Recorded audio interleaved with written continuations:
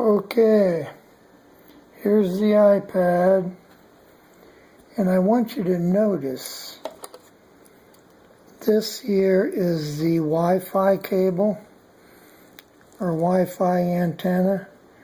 If you notice, look how small them holes are. And you had to go over here and uncover this. Part of the CPU is under here, right there. But I want you to look at these screws. Look at those.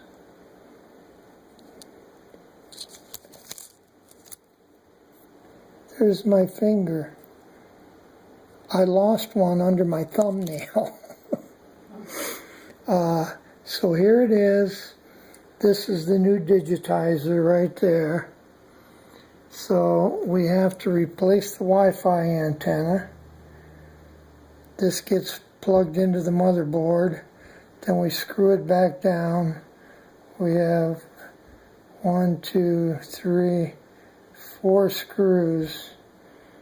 And well, when I get her back together, I'll turn this on and see if I did it or if I'm a total failure. I think it's going to work, but I'm not sure.